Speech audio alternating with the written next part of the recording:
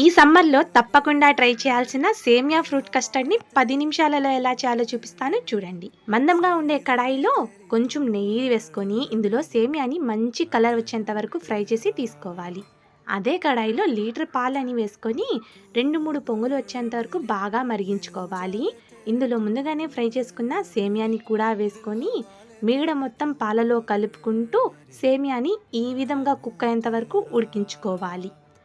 ఇందులో 2 స్పూన్స్ వరకు కస్టర్డ్ పౌడర్లో పావు కప్పు పాలని వేసుకొని లంప్స్ ఏం లేకుండా బాగా కలుపుకొని మరిగే పాలలో వేసుకోవాలి. ఈ పాలు చిక్కపడేంత వరకు ఇలా బాగా కలుపుకుంటూ పాలని మరగనివ్వాలి. ఇందులో మిల్క్ మేడ్ ని వేసుకుంటున్నాను. మిల్క్ మేడ్ లేని వాళ్ళు పావు కప్పు పంచదారని కూడా వేసుకోవచ్చు. ఇందులోనే 1 స్పూన్ వెనిలా ఎసెన్స్ ని కూడా వేసుకొని బాగా కలుపుకోవాలి.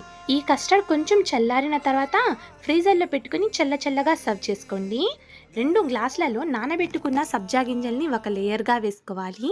వీటి మీద ముందుగానే ప్రిపేర్ చేసుకున్న కస్టర్డ్ మరో లేయర్గా, మీకు ఇష్టం వచ్చిన ఫ్రూట్స్ని ఒక లేయర్గా వేసుకోవాలి. ఇదే విధంగా రిపీటెడ్గా లేయర్స్ లాగా వేసుకుని చల్లగా సర్వ్ చేసుకుంటే సేమియా ఫ్రూట్ కస్టర్డ్ అయితే రెడీ.